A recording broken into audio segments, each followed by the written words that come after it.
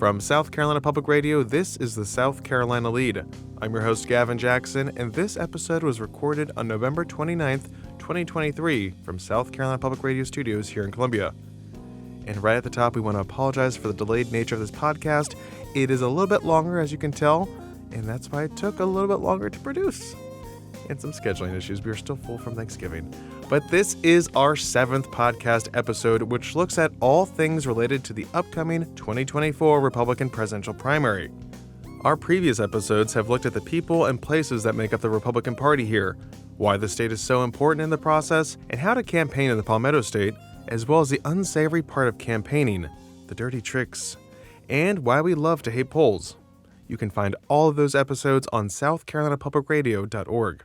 And of course, though there's no wind down on this episode, we love hearing from our listeners, and you can leave us a voicemail at 803-563-7169.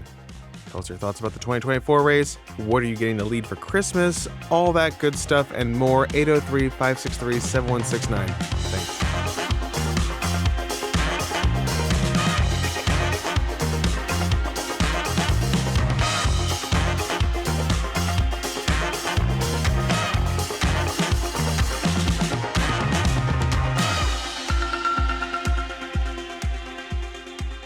Okay, so as part of our 2024 Republican presidential primary deep dive series, we've explored why South Carolina is important, who and where makes the difference for the candidates, and we've also looked at how campaigns work, polling, and of course our history of dirty tricks.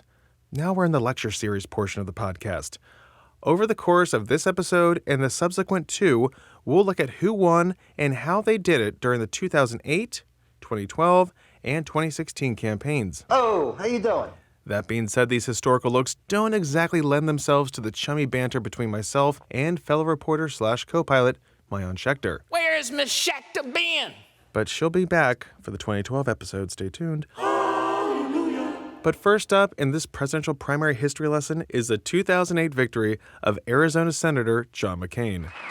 You and I are aware that for the last 28 years, the winner of the South Carolina primary has been the nominee of our party, President of the United States.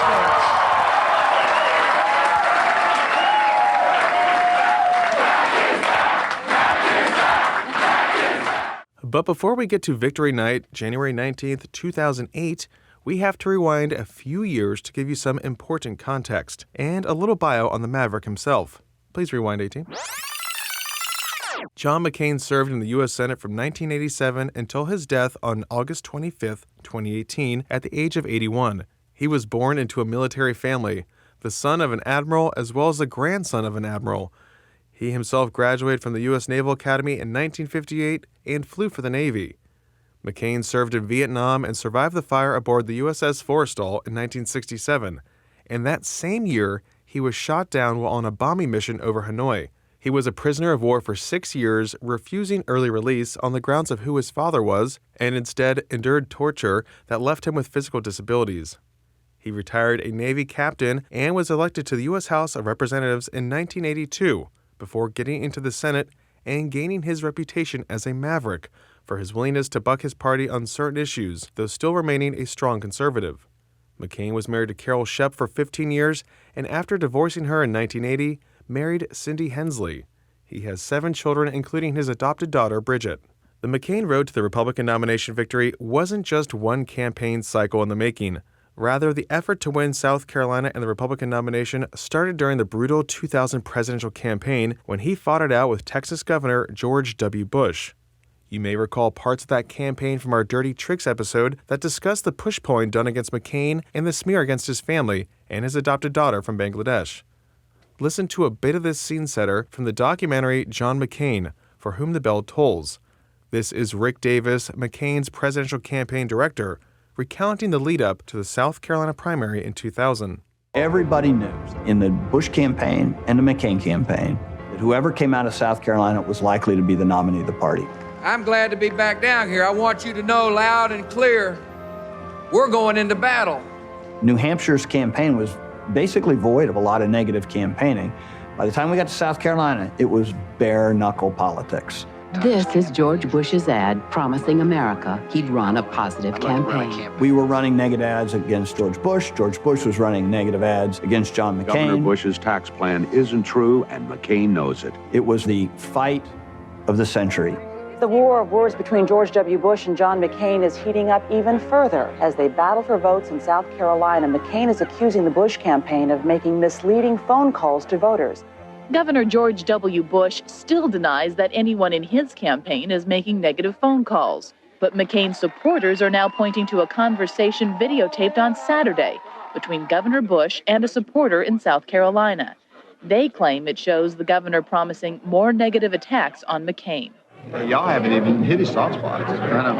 I'm going to. They need to be. Somebody says Exposed. Some more 2000 background. So McCain skipped the Iowa caucuses, which went for Bush, and he poured resources into New Hampshire, which fueled his 19-point victory over Bush. Huge. That meant South Carolina was once again the critical decider and the battleground for the negative campaigning, which would take years to heal following McCain's 11-point loss, or just over 67,000 votes, to Bush on February 19th. After losing 9 of the 13 Super Tuesday states, the writing was on the wall, and McCain ended his 2000 campaign on March 9th. Communications consultant Dave Wilson gave this perspective.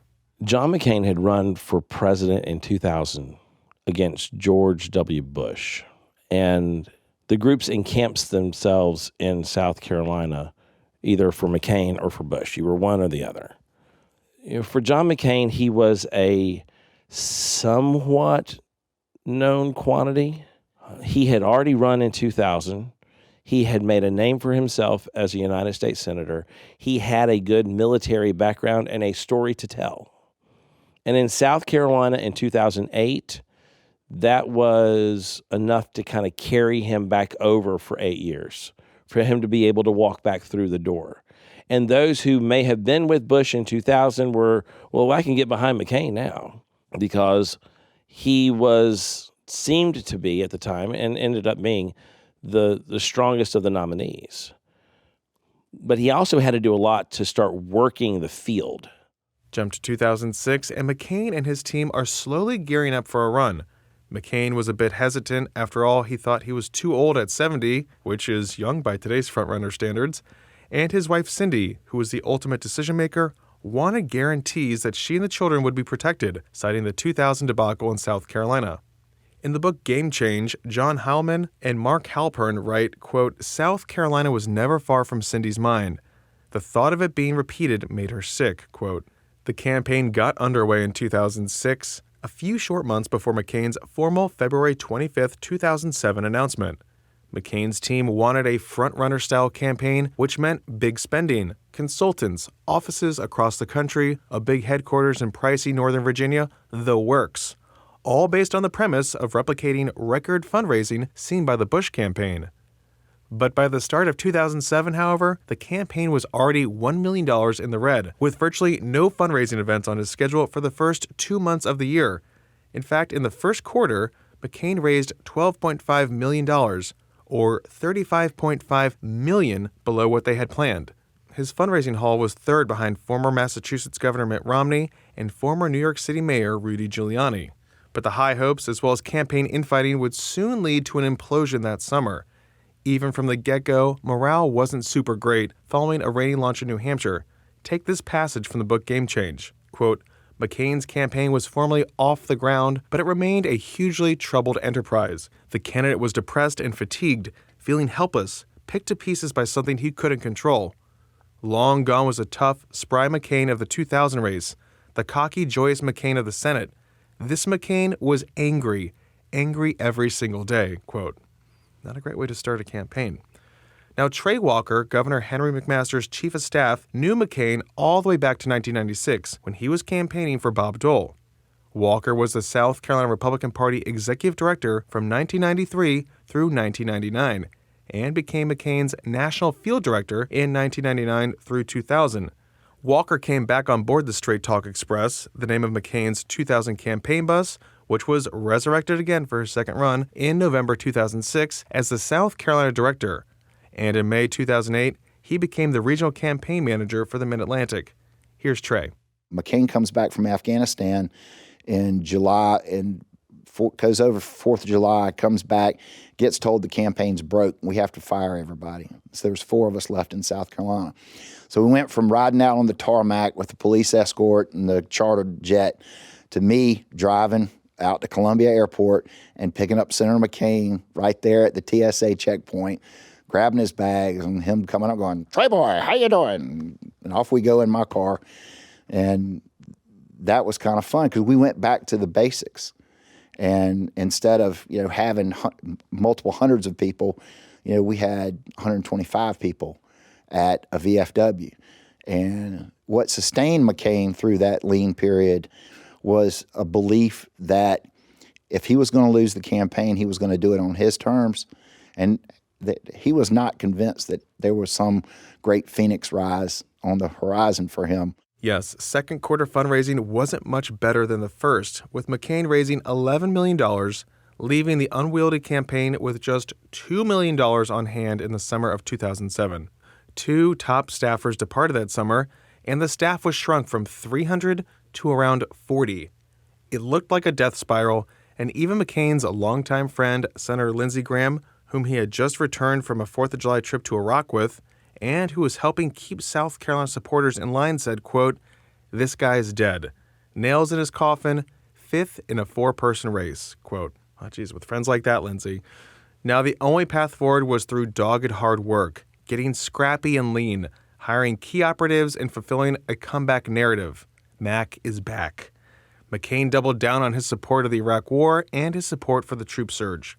He launched his No Surrender tour in Iowa in early September with his prisoner of war friends and veterans, and visited American Legion halls and VFW posts in New Hampshire and South Carolina, doing this all as cheaply as possible. Here's Trey Walker again talking about that summer and how things changed with the No Surrender tour. Turns out those little events at all the VFWs and American Legion posts around the state with 100 people here, 125 here, 95 here, started turning into 200, 250, and McCain started climbing back into it. He also started climbing back into it before South Carolina in New Hampshire. So if he hadn't made that move in New Hampshire, McCain was able to stay on the lead lap. His car was beat up, but he was still on that lead lap. Echoing what Trey said there, here is another excerpt from Game Change. Quote, "And as weird as it might sound, McCain preferred it this way. Living off the land, guerrilla style, hand to mouth. In a way, the collapse of his campaign had been the best thing for McCain, because when the campaign disintegrated, so did the crippling campaign dysfunction," quote. And here's a bit of Senator Lindsey Graham on the campaign trail in Greenville in January 2008. We have many of the key Bush people in 08 because John stood by President Bush in 2000. No one helped President Bush more in 2000 than Senator McCain. In 2004, who was at President Bush's side at the last stop of the last day of the campaign? So people in South Carolina admire President Bush, and they admire the fact that Senator McCain definitely helped him become president twice, and that's going to pay to John's benefit. McCain, off that New Hampshire win in 2000, was under attack from the Bush camp over his conservative creds. Both men were routinely asked about their stance on removing the Confederate flag, which was being debated in the legislature at the time, and each would say that's up to South Carolinians to decide. But in early January, McCain stumbled, at first calling the flag, quote, "a symbol of racism and slavery," quote. The next day, McCain, appearing nervous, backed off those statements, and reading from a prepared text, he called the flag, quote, "a symbol of heritage," quote. Now, post-primary, McCain said, quote, "As I admitted, I should have done this earlier when an honest answer could have affected me personally. I feared that if I answered honestly, I could not win the South Carolina primary. So I chose to compromise my principles. I broke my promise to always tell the truth," quote. But just clearing the air didn't mean that the past didn't still follow him. Take, for example, this town hall meeting in Spartanburg on January 16th, 3 days before the primary, when he got this question about his previous stance to remove the Confederate battle flag off the South Carolina State House dome back in 2000. There was no room for flip-flopping, and McCain didn't flinch. Sir, April 18th of 2000, you came out for the removal of the Confederate battle flag from our state capitol down in Columbia. Now, I'm one of the guys passing out these papers, and I'm not a liar. That is true. It's come from CNN.com. You came out in favor of removal of the Confederate battle flag when 76% of Republicans in this state, when polled, said they wanted it to stay on the Capitol dome. What's your answer for that? My answer, sir, is that I cannot be more proud of the overwhelming majority of the people of this state who have joined together, taken that flag off the top of the Capitol, put it into the place where it belongs. I'm so proud of the brave people of South Carolina who have made that agreement and accepted this issue against people like yourself. With that, thank you very much. God bless. Vote early and vote often. Thank you for being here. And God bless you. He owned his stance on the third rail of South Carolina politics, a contentious issue up until the flag's removal following the racially fueled massacre at Mother Emanuel AME Church in 2015. That decision was one of many folks point to in sinking McCain's 2000 bid in the state, as well as the dirty tricks pushed by those associated with the Bush campaign. But let's not forget the support of Senator Lindsey Graham, who played a role in keeping McCain supporters together during the lean and dark times of the summer of 2007. Graham was a constant presence on the campaign trail with McCain throughout South Carolina and then in other states leading up to the November election. And McCain paid him back with his own support of Graham when he ran his long-shot 2016 campaign. Here's Graham talking about McCain at a campaign stop in Pawleys Island on January 11th, with 8 days to go until primary day. There's no place that John McCain can't go where people already know who he is. When he goes to Pakistan and speaks with President Musharraf, I have been there. I have seen those conversations. When he goes to Israel and reassures the Israeli government, we're not going to abandon you, I have been there. I have been with him when he goes to the Palestinian territories and listens to the hopes and dreams of the Palestinian people. I have been there many times in Afghanistan and Iraq where our troops come up to him and just want to have their picture taken because they admire him and they love him so much. And it wasn't just well-known South Carolinian Lindsey Graham throwing his support behind McCain. Take a listen from another South Carolinian who I don't have to introduce because he has one of the most unique voices in our state. John is a true blue conservative, but the way he's different from the rest is his understanding experience in foreign affairs and the world. John McCain knows the world knows John McCain. They know where he stands, and he knows where they stand. He's been there in his military career as well as his political career in Washington. He's been involved in these decisions. He's always gone, it seems, against the tide when it was necessary in Washington. And he's made some changes in Washington, and that was being one in 535 members of Congress. When he gets to be one out of one president, then we can really get some things done in Washington, and I'm looking forward to it. And he will secure the borders. He will make this nation safe. National security will be a great priority, and we can all feel better about that. That was then State Attorney General Henry McMaster following the January debate, talking about McCain's stances that sound the same as you would hear today almost. Now, Governor McMaster as well as Senator Graham support former President Donald Trump's presidential bid, and we'll get more into that in our 2016 episode. Remember, McMaster was the first statewide elected official in the nation to endorse Trump for his bid in 2016, a move that continues to pay handsome dividends for McMaster. But let's stick to this 2008 race and set the scene for South Carolina. McCain came in third in the Iowa caucuses to former Arkansas Governor Mike Huckabee and Romney. McCain then won New Hampshire, beating Romney by 5 points. But his fortunes flipped to Romney in Michigan, a state where Romney was born and his father had been governor. There, McCain came in second to Romney by 9 points. He said this to his supporters in South Carolina the night he lost Michigan.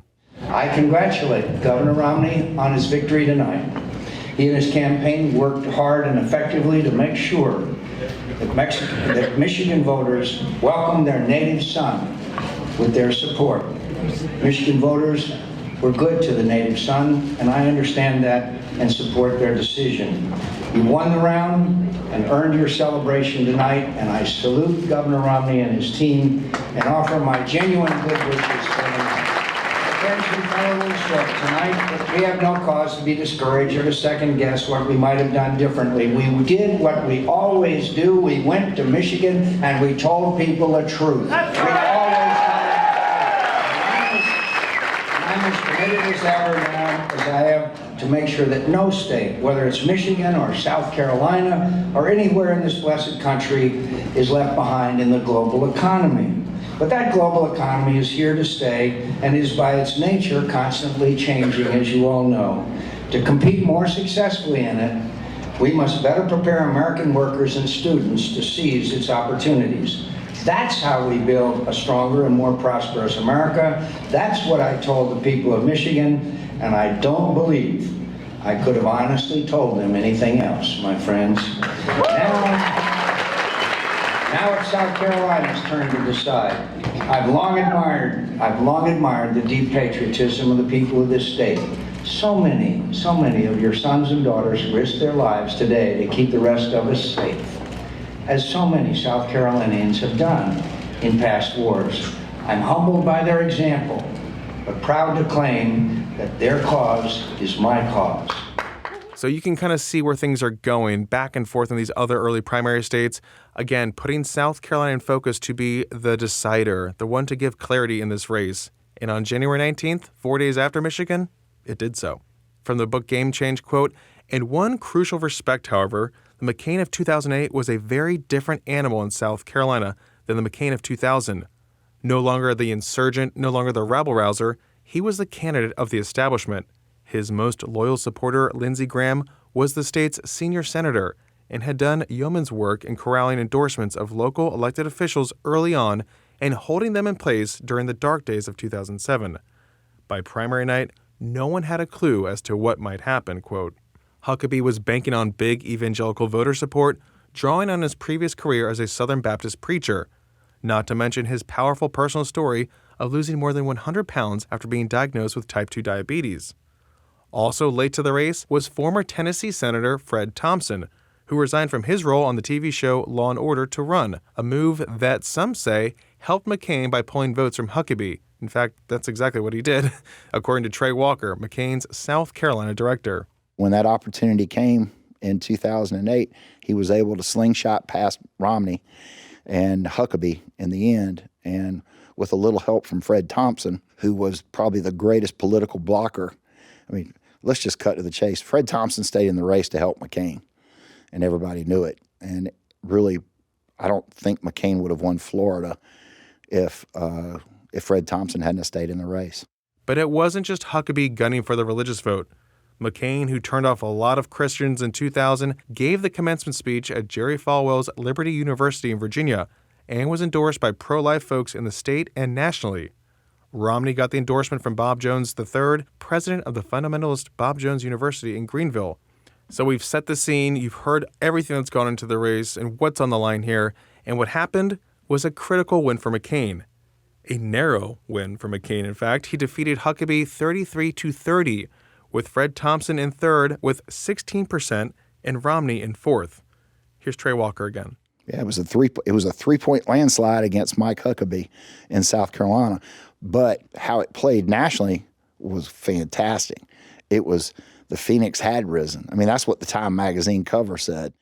That momentum from South Carolina helped propel McCain to winning 11 states on Super Tuesday in February 2008, with Romney winning 7 states and Huckabee 6. This gave McCain a strong delegate lead and prompted Romney to soon drop out. But let's go back to Victory Night, the night of January 19th.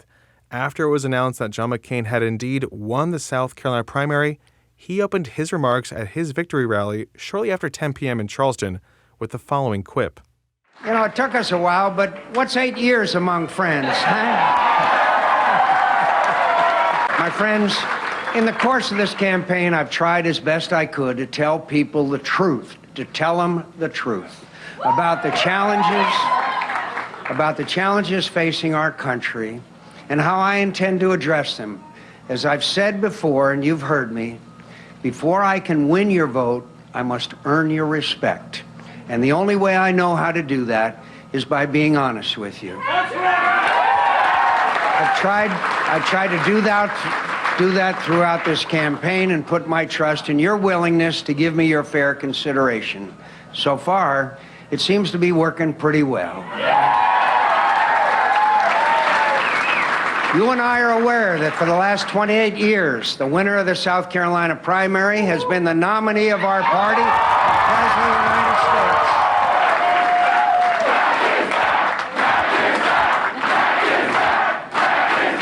States. My friends, as pleased as we are about the results, and we have a reason to celebrate tonight, I know that I must keep foremost in my mind that I'm not running for president to be somebody, but to do something. Yes, 8 years among friends, or as the headline of an October 2007 New York Times story read, quote, confronting ghosts of 2000 in South Carolina. Part of it reads as follows, quote, when Senator John McCain and his wife campaign in South Carolina these days, people pull them aside to apologize for what happened during the presidential primary here in 2000. With its early date, southern location, and reputation for road-testing conservative credentials, the South Carolina primary is a proving ground for any Republican who longs to be president. But as Mr. McCain seeks the Republican nomination again, the state is also a painful symbol of the brutality of American politics, the place that derailed his 2000 bid and ultimately helped reshape him into the candidate he is today, quote. That candidate went on to become the 2008 Republican presidential nominee, and those ghosts were exorcised on January 19th, 2008, like Trey Walker said. Cindy McCain, she did not like coming to South Carolina after 2000.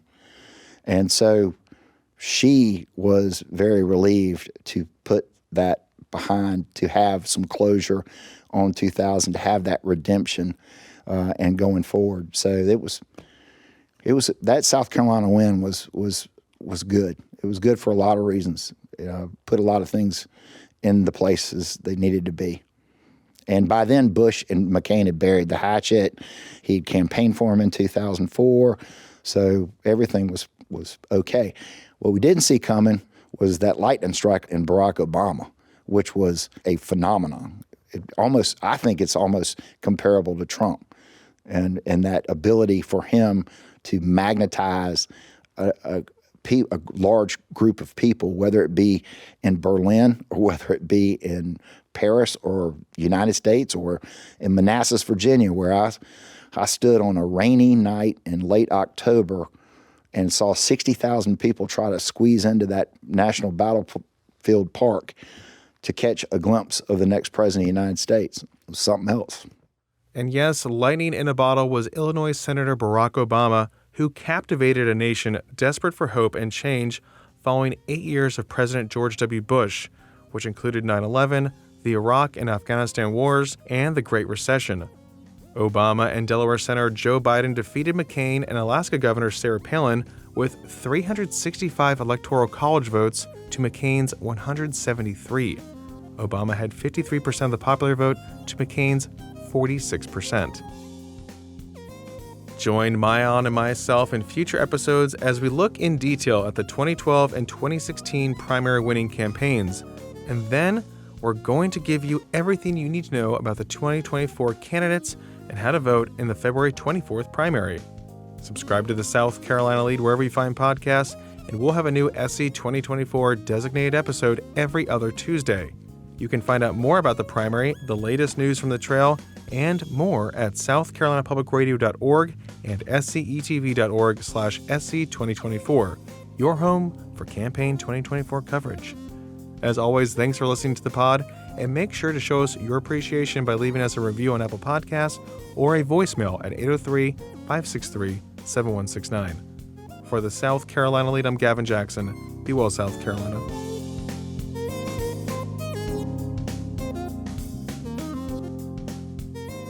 We need a spittoon. What is that? Oh, that's Gavin's spittoon.